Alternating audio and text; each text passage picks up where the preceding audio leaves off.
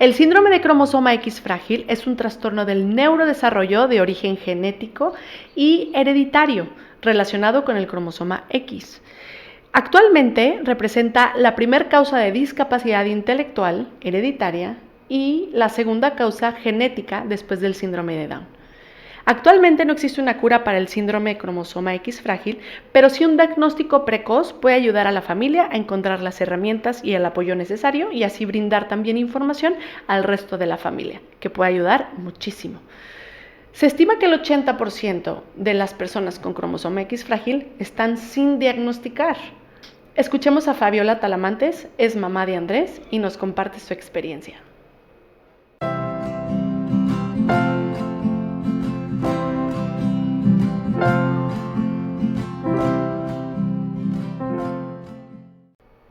Hola, ¿qué tal? Bienvenidos a Abriendo Camino con la mamá de Majo. El día de hoy me acompaña Fabiola Talamantes. Bienvenida, Fabi. Hola, Abril, muchas gracias por este espacio y por la invitación para poder platicar. Al contrario, nosotros muy agradecidos de que vengas aquí a compartirnos tu experiencia, tu testimonio de alguna manera, pero información que yo estoy segura que muchísimas personas no sabemos o no sabíamos, y qué importancia de platicar de este tema que es el síndrome de cromosoma X frágil. Bienvenida, Fabiola, mamá de Andrés. Así es, yo soy mamá de Andrés. Ajá. Soy mamá de un niño que tiene ya diagnóstico confirmado de síndrome X frágil.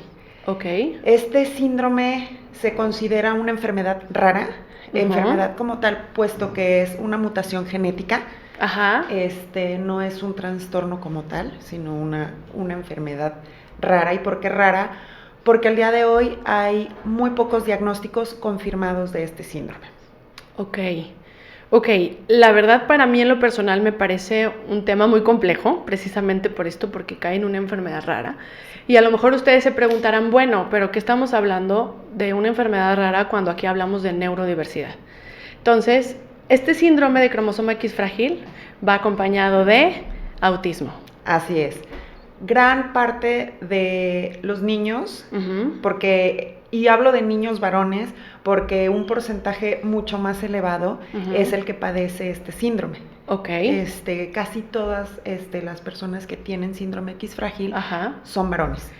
Por un tema genético. Genético, así es, ya que las mujeres tenemos XX y los varones son XY o XY. Sí. Entonces, bueno, si un niño varón tiene la mutación en la X, solo posee una X, ¿no? Ya. De hecho, yo soy portadora del X frágil. En mujeres no se nos desarrolla de esta forma. Sí hay, y es mucho más severo cuando lo tienen una mutación completa, porque tenemos dos X. Entonces, por ejemplo, yo tengo una X premutada, que es la que heredé a mi hijo, y tengo otra X completamente sana. Ya. El cuerpo es tan sabio que entonces se quedó la X sana con toda la chamba de esa ligera mutación que tengo en mi otra X. Entonces, bueno, nos estamos metiendo un poco al tema de genética, que a lo mejor para muchos es un poco más complejo, pero a final de cuentas, como la conclusión es que no es como no se da un diagnóstico tan fácil en mujeres por el simple hecho de genética, ¿no? De genética. Entonces, por lo general voy a hablar en masculino, porque la mayoría son varones. La mayoría, pero sí hay casos muy bajito, o sea, el porcentaje es casi mínimo, o sea, realmente muy bajo. No tengo el dato concreto, pero sí estamos hablando de una mujer de cada 10. Muy bajo. Muy bajo. Sí, y este síndrome viene acompañado de autismo, en mayor o menor medida, pero se acompaña del trastorno de espectro autista. Se cree que muchos pequeños que pueden tener este síndrome se les está diagnosticando únicamente como autistas, ya que el síndrome, al ser genético, pues se necesita una prueba genética, ¿no? Para poder corroborar el diagnóstico. pero comparten muchos rasgos de personalidad con los niños autistas. Ok, entiendo. Entonces, ¿pero hay alguna manera de cómo hacer el diagnóstico? O sea, imagino que este diagnóstico es en base a conductas y por eso se da de primera instancia la parte de autismo. Uh-huh. ¿Cómo te das cuenta de que hay algo más que autismo? Bueno, en mi caso, tenemos la bendición de contar con una neuropsicóloga maravillosa, profundamente de verdad humana y muy capaz. Andrés empieza sus terapias desde muy pequeño, muy pequeño. Uh-huh. Tenía 8 meses cuando él inicia, ¿no? Este proceso de ir a terapias. Uh-huh. ¿Por qué?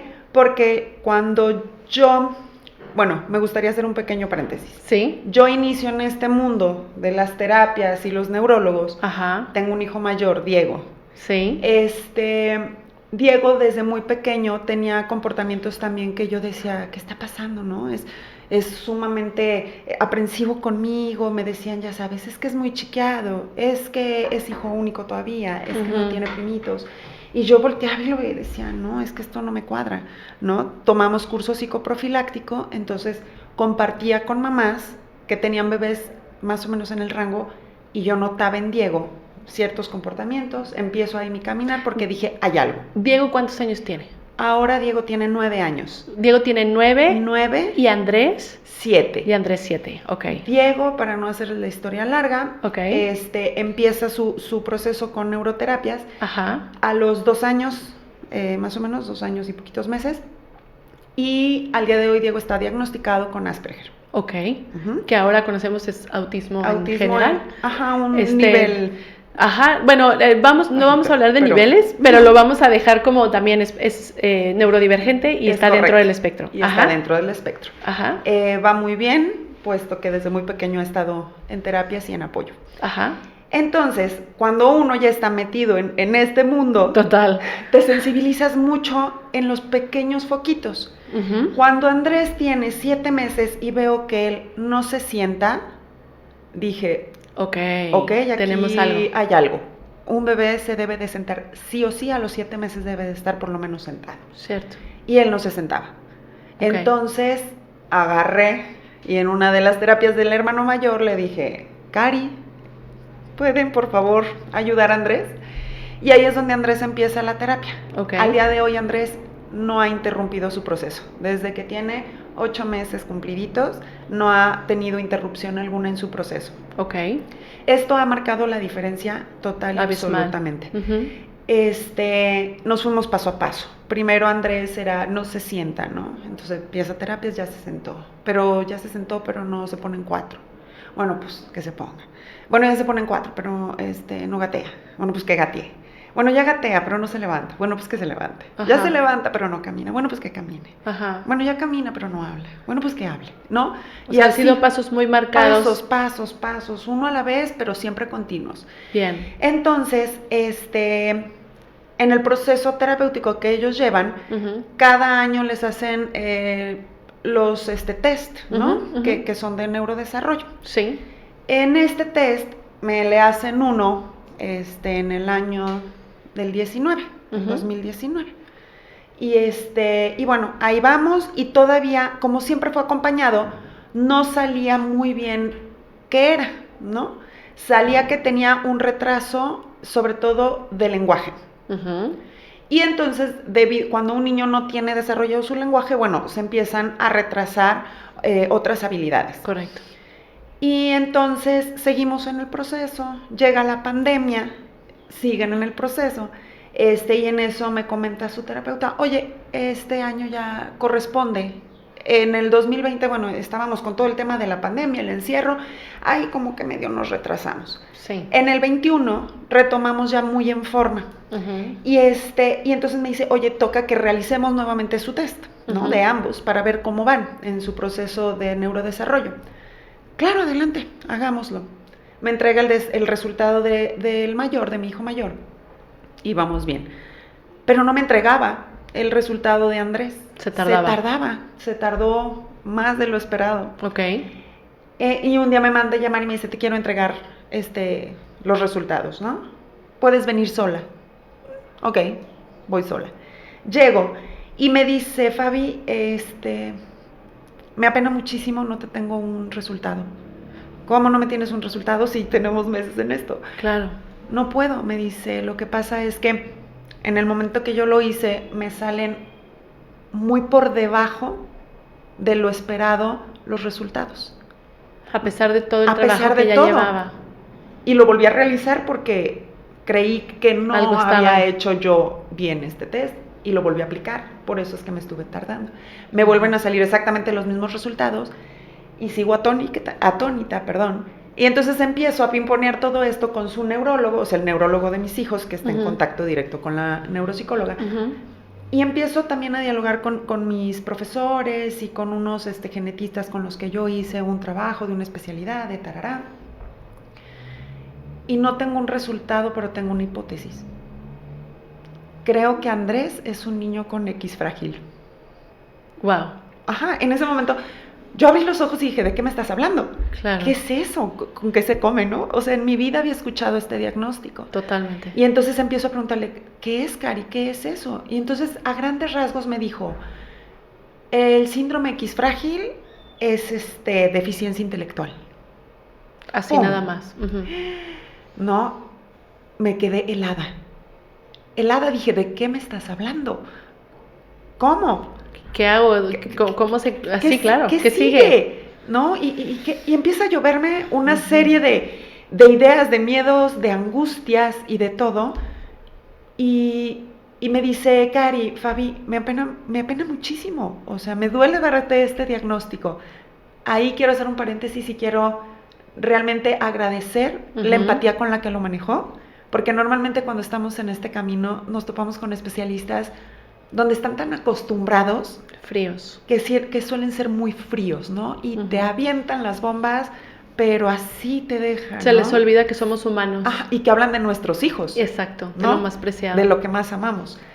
Entonces Cari me dijo, me apena muchísimo, quisiera no tener que decirte esto, pero es necesario que ahora vayamos al siguiente paso, genetista. Esta situación yo no la puedo confirmar, está fuera de mi alcance. Tenemos que ir con un especialista. Correcto. Y el especialista es genetista. Ya. Y ahí es donde yo empiezo a explorar este nuevo mundo de la genética, que la verdad yo decía, ¿qué es esto? O sea, ¿de qué estamos hablando? Sí, claro. No entendía nada. Claro. Entonces, así es como nos damos cuenta. Total, hacen el estudio, que fue por sangre. Ajá.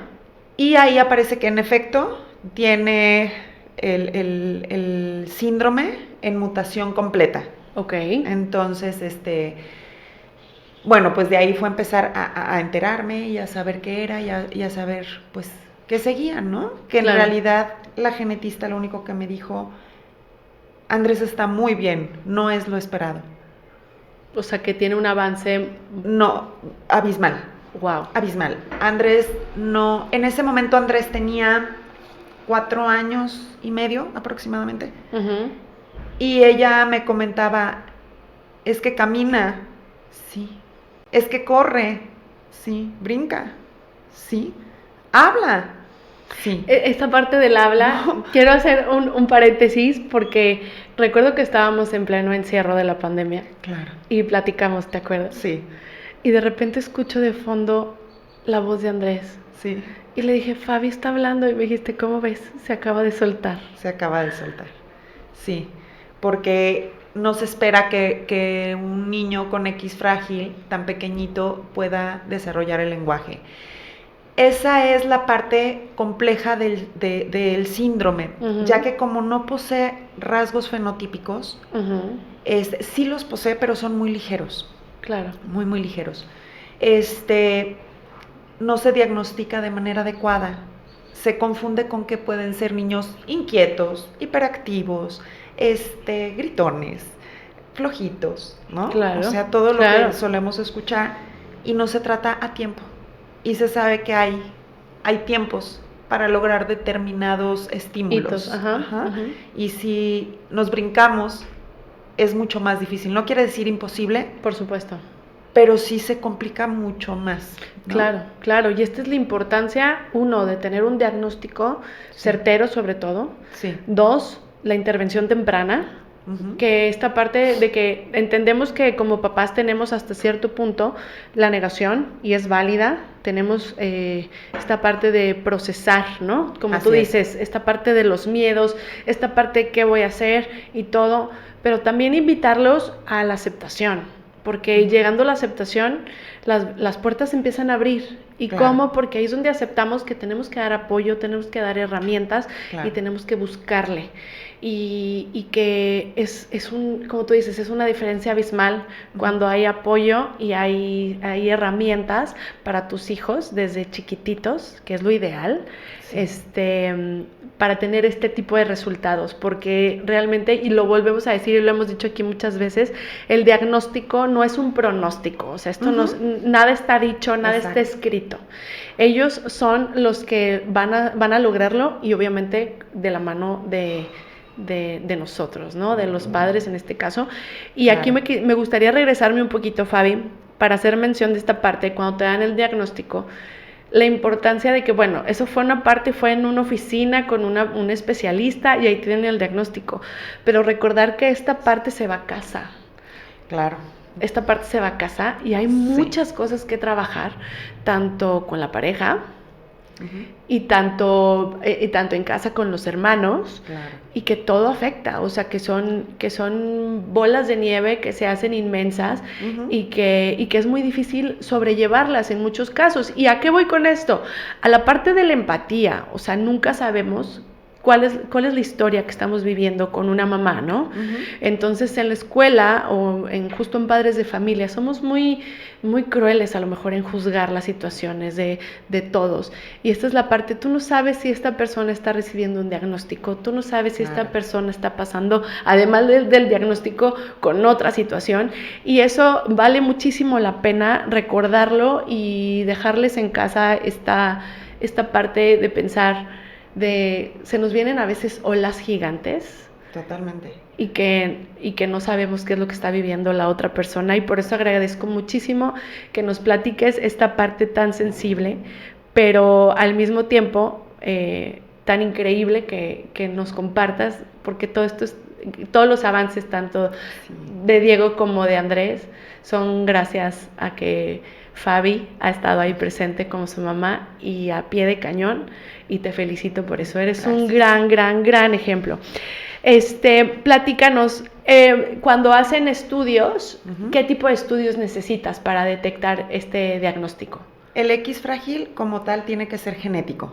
Ok, sí o sí tenemos que buscar un genetista. Sí o sí tenemos que buscar un genetista. En Guadalajara hay varios laboratorios. Digo, no exagerados, pero sí hay unas 3, 4 opciones que yo conozca. Claro. Y pues es eso, ¿no? O sea, ir y que hagan la toma y esperar. Porque normalmente son estudios que tardan bastante tiempo en ser entregados. Claro. Por lo menos un mes, sí, donde estás con el vaivén de, ay, será, no será. Claro. No será.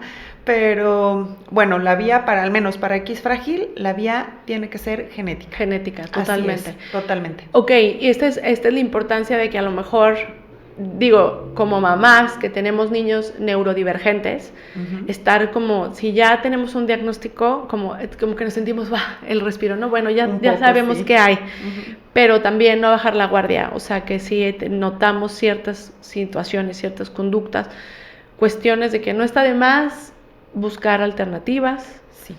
Yo, y me acuerdo que lo platicamos una vez, ¿no? Que yo te dije, si tienes la duda, busca una respuesta. Totalmente, sí. Búscala. O sea, no importa lo que te diga tu familia, no importa lo que te diga la vecina, la amiga, la comadre.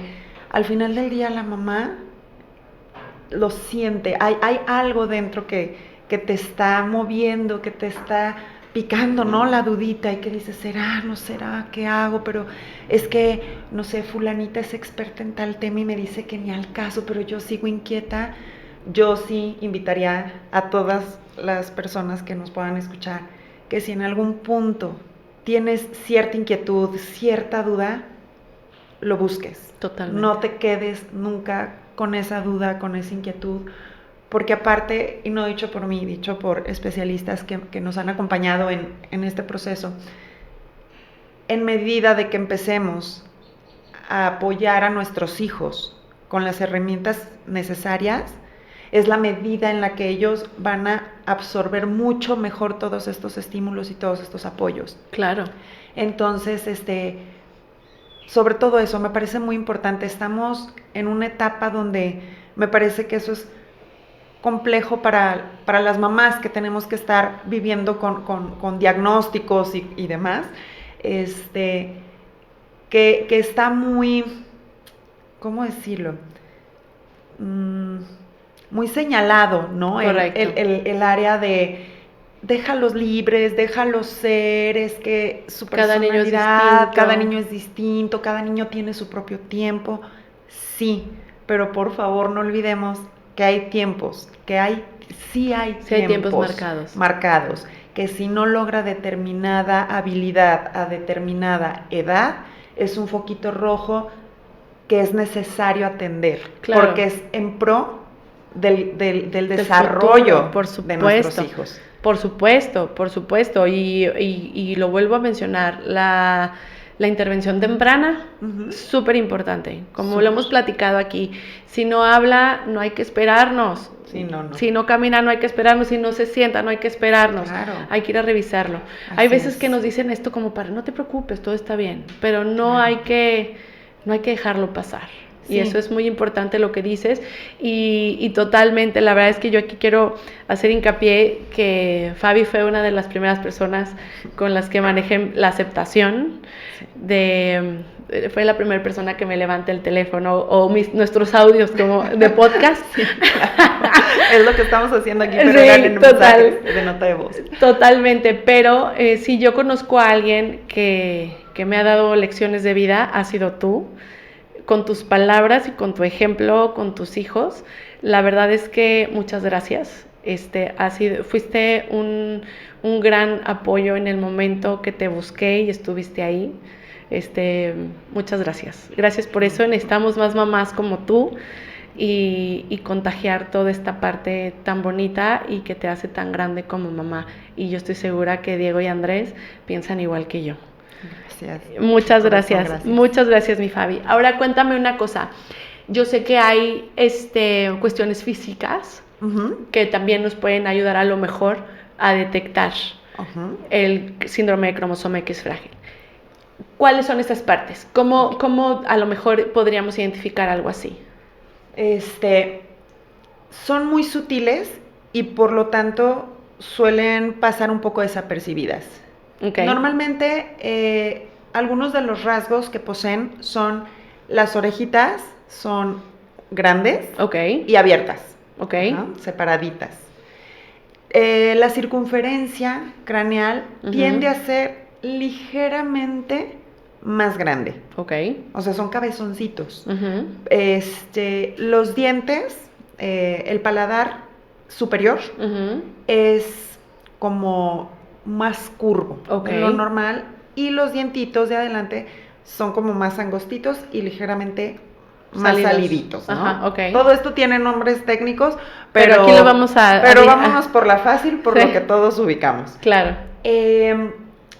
Algo que me dijo a mí la genetista, por ejemplo, esto no me lo había platicado antes Cari y demás, ni aparece mucho como en la biblioteca que encuentras en redes, no digo en Google y buscadores. Pero en la planta del pie, en la parte como de en medio, no sé si se me ve mi mano, tienen una ligera arruga vertical en esta parte. Y ya, claro, me puse yo a revisar, ya sabes, piecitos de cuánto niño yo encontraba así de, ¿puedo revisarle el pie? ¿No? Y sí, o sea, en efecto, está marcada esta arruga, ¿no? Sus manos son como muy, muy gorditas. Dedos como si fueran conitos, por así decirlos, como un poco más anchos de base y se van haciendo más angostos a la punta. Y bueno, esos son como algunos rasgos físicos que poseen. Ya cuando van creciendo, Por ejemplo, los testículos suelen tener gran tamaño. Ok. O, bueno, más grande todavía no llegamos a esa etapa, no sé. De la parte común. No lo sé. Okay. Pero es otro de los rasgos que posee este síndrome. Ok, importante mencionar porque finalmente pues son cosas que a lo mejor nos pueden ayudar a tener un mejor diagnóstico y que finalmente conseguir mejores herramientas en caso de tener estos casos. Y bueno, Me gustaría, perdón la interrupción. Sí, claro. Nada más me gustaría comentar algo.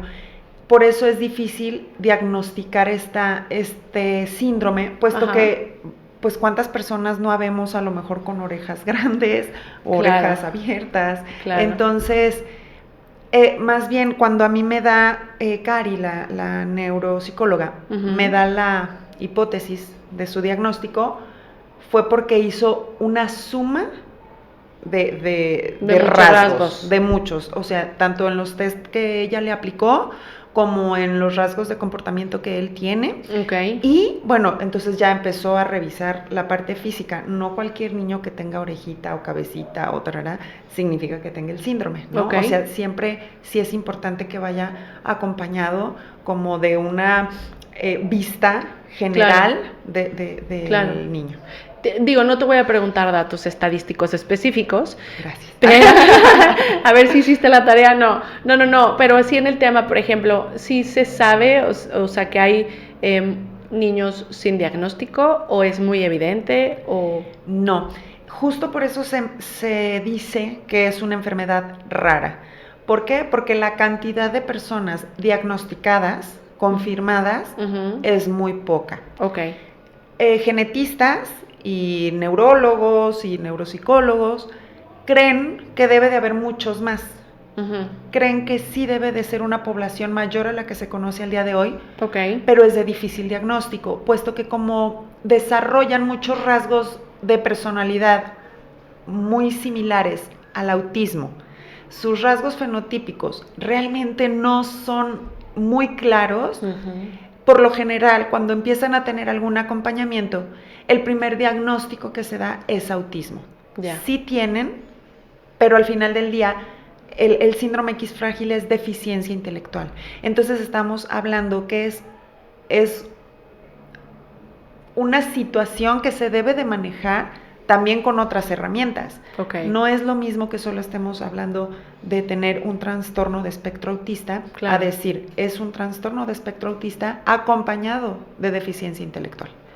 ¿No? Entonces sí son apoyos diferentes. Entiendo. Sí, wow. No, ahora que lo pongo a pensar y ya lo pongo en el panorama, sí dices muchísimo más retos, ¿no? O sea, digo, si ya hay retos importantes en la parte del autismo, creo que todavía con una deficiencia intelectual se suman. Sin embargo, no son imposibles. Y por eso quiero preguntarte sobre Andrés. ¿Andrés va a la escuela? Claro. ¿Andrés va acompañado con monitora? Sí, es necesario. Entonces, a ver, cuéntame, ¿quién es Andrés? O sea, ¿quién es Andrés? Digo, sabemos que es hijo tuyo, sí. Pero entonces, ¿quién es Andrés? ¿Andrés va a la escuela? Sí. Andrés siempre ha estado en escuela regular, no está en escuela de capacidades diferentes, no, vamos a escuela regular. Él inició el acompañamiento con monitor a partir de segundo de kinder. Fue, bueno, también veníamos de pandemia, estuvimos encerrados y todo esto. Andrés, yo lo dejé, solicité a la escuela que repitiera segundo de kinder. Aún cuando yo hice esta solicitud todavía no sabía el diagnóstico. Todavía no lo tenía, pero yo decía, híjole, estuvimos en pandemia. La verdad es que tenía al otro también en casa, y entre que el otro estaba en primero de primaria y que la lectoescritura y que esto, dije, Dios, no puedo con los dos. Entonces pedí amablemente a la escuela que me lo retuvieran en segundo de kinder. Y ya cuando regresan a esta parte de presencialidad, ahí fue cuando vimos que sí era ya necesario el monitor, pero también ya después, casi a la par, fue que recibí ya el diagnóstico, ya como tal la confirmación. ¿Es importante que lleve el monitor? Sí. Es un niño que tiene deficiencia intelectual. Obviamente no va a la par de sus compañeritos, ni de chiste, ¿no? Entonces, claro que ha habido personas que me dicen, ¿por qué no lo cambias de escuela? ¿Por qué no lo llevas a una escuela para niños especiales, donde pueda tener una convivencia acorde a... Donde lo sepan tratar. Híjoles, es difícil que te digan esto, ¿no? Claro. Pero al final del día, mi respuesta siempre es la misma, no. Andrés, yo no le estoy pidiendo que salga de kinder leyendo, escribiendo, o sea, seguimos batallando con los colores, pero ahí la llevamos, ¿no? Claro. Y es un logro Por que supuesto. ya me pueda decir de manera acertada los colores. Pero como yo siempre les comento, para mí lo importante es dejar en Andrés las herramientas suficientes para que él sea una persona independiente. Exactamente. Si yo lo mando a una escuela especial, ¿qué tanto puedo yo potencializar el área social en él? Yo quiero que mi hijo, independientemente de lo que académicamente pueda lograr, que eso no está en mí, está allá arriba, claro. Quiero que él sepa que hay reglas de convivencia, que hay formas en las que debe de portarse y formas en las que no debe de portarse, ¿no? Que hay maneras en las cuales debe de convivir y hay maneras en las cuales no debe de convivir. Entonces, por esa razón, para mí es muy importante mantenerlo dentro de una escuela regular, para que de esta manera él pueda tener mejores herramientas sociales para su futuro. Claro, y además esto que dices, no solo para Andrés, sino es un privilegio también para el resto de sus compañeros y de la escuela tener Andrés en esa escuela.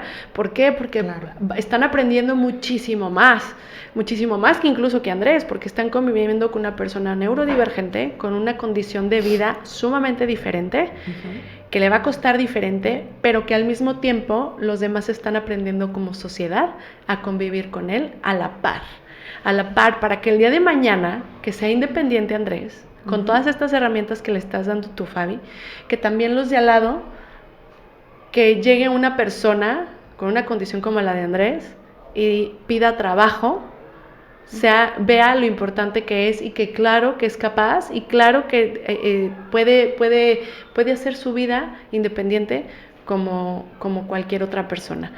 Y eso es, creo que un aprendizaje muchísimo más grande que se queda la sociedad y el colegio y los compañeros y todo.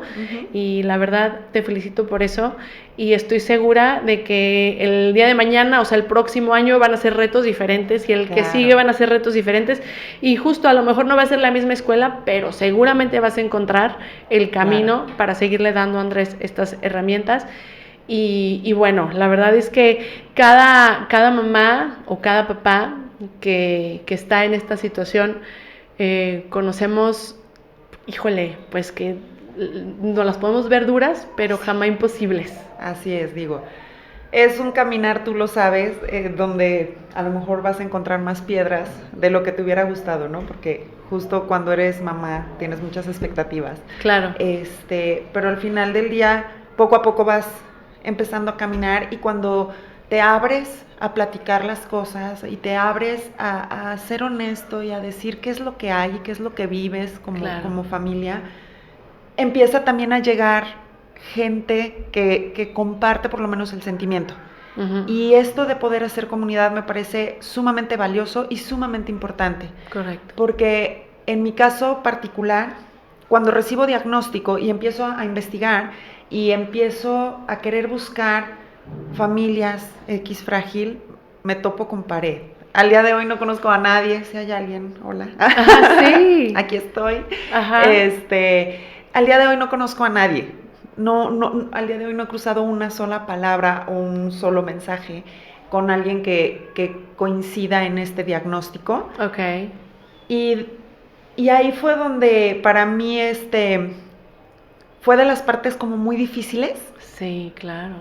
Sentir como, híjole, ¿y con quién platico? ¿No? Claro. O sea, ¿con quién puedo hacer comunidad?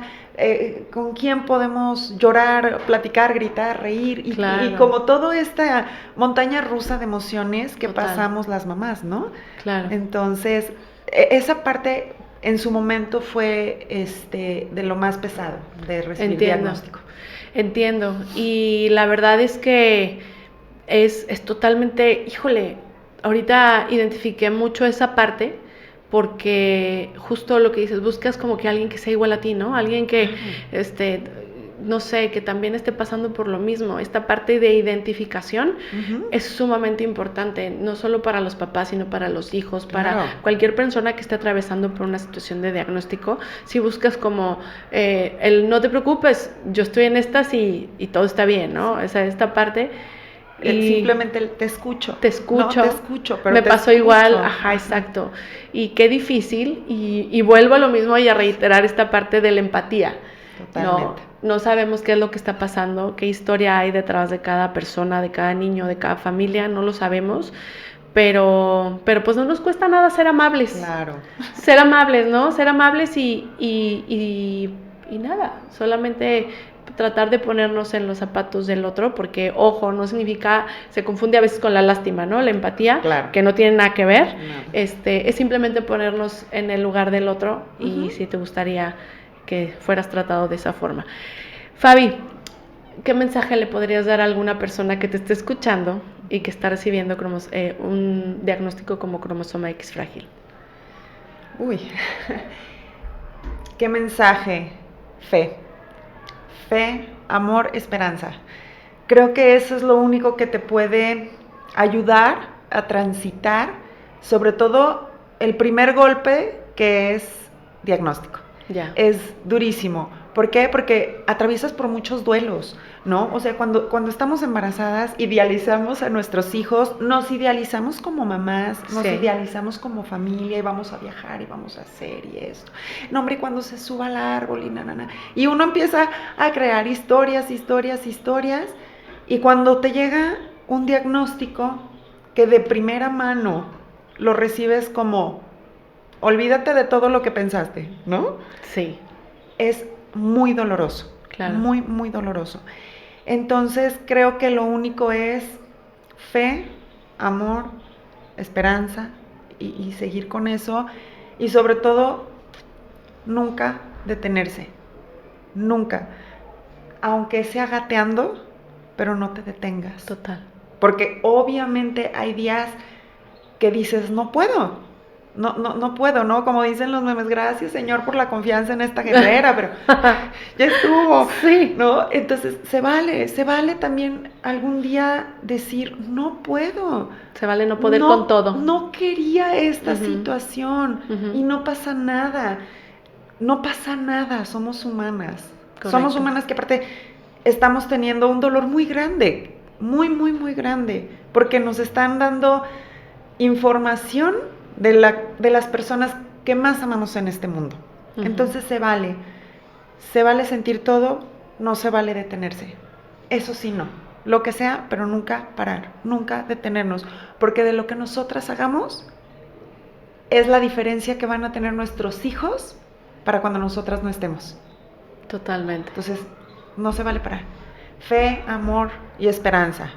No digo tranquilidad y paz, porque hay días que eso... Que no la vas a tener. No se va a poder, ¿no? Pero sí fe, porque al final del día los neurólogos, los neuropsicólogos están topados. Llega un punto donde la ciencia ya no va a dar más. Pero la fe es lo único que en estos momentos nos va a ayudar a no claudicar. Exacto. Y lo digo ahorita con todo y la depresión que ya me aventé y estar sumamente enojada, claro. y reclamar, ¿no? Y decirle, Dios, ¿por qué, no? O sea, ¿por qué esto y esto y esto? Y llegó el punto donde dije, ok, de nada me sirve estar enojada. Creo que me va peor, me siento peor. Claro. Entonces, pues tener fe y en medida de lo posible, a mí me ha ayudado buscar un para qué, no un por qué. El por qué me duele mucho, al día de hoy. Sí, día de hoy el por qué me sigue doliendo. Porque si me pregunto, ¿por qué? Digo, uy, claro. ¿no? O sea, ¿por qué? Y 2 de 2, o sea, Claro. y Sí. volteo y veo familias felices, contentas y demás. Y si me pregunto un por qué, me duele porque lo siento injusto, Claro. ¿no? A mí me ha ayudado preguntarme un ¿para qué? ¿Para qué me tocaron? ¿Qué he aprendido? Porque si algo he aprendido de mis hijos, es a vivir la vida. Wow. Punto. Totalmente. Sí. Wow. Híjole, Fabi, y de verdad que cada palabra que dijiste conecté muchísimo contigo. Digo, siempre lo hago desde la primera vez que platicamos. Digo, ya nos conocíamos desde hace muchísimos años, Bastante. Pero este camino nos volvió a unir. Así es. Y la verdad es que ahorita cada cosa que mencionaste, me dejó totalmente, híjole, acertada con cada palabra porque siento precisamente esa conexión y vivir esta parte del mundo de las terapias, del mundo del duelo, del mundo de la depresión, del mundo de la aceptación, porque también es empezar ese camino ya brillante. Y no queda decir más que gracias por estar ahí desde la primera vez que levanté el teléfono, desde la segunda, tercera y todas, todo ese acompañamiento que me diste en su momento y darte las gracias por estar aquí, por compartirlo ya de manera muchísimo más grande. Yo estoy segura que va a haber por ahí alguien que va a decir, yo también estoy en estas. Claro. Y esta es la parte increíble de formar una red, de formar una tribu. Y nada, sabes que aquí también se te quiere mucho, que este es tu espacio. Gracias. De Andrés y de Diego. Y lo vuelvo a decir, eres una súper mamá, te admiro muchísimo. El camino que has tenido no ha sido fácil. Y la verdad es que te admiro a ti, a tus hijos y todo lo que vives en casa, de que eres un gran ejemplo de que las cosas sí se pueden y pueden llegar a más. Y ahora sí que si quieren evidencias, ahí están estos 2 niños hermosos. Ahí está mi Andrés, ya contando casi al 20. Sí, impresionante. O sea, y este es una gran, un gran ejemplo para muchas mamás que estamos en el tema del autismo, de que nuestro hijo no habla y no sabemos si va a hablar y estos temores, pero que finalmente hay una luz, hay un camino y hay una fe, como lo mencionas, hay un amor, hay una esperanza. Y entonces no me queda más que decirte gracias por venir a acompañarnos. Y recuerden ustedes que cada vez que se abre un camino, se abre una oportunidad y sobre todo la inclusión. Muchas gracias, Fabi. No, gracias a ti y gracias a todos los que te siguen en tu canal para que pueda ser un espacio donde nos fortalezcamos mucho más como sociedad, porque al final del día todos estos niños no se van a quedar niños, van a crecer y es responsabilidad de todos hacer algo para que funcionemos como sociedad el día de mañana. Exactamente. Muchísimas gracias. No, gracias a ti. Gracias.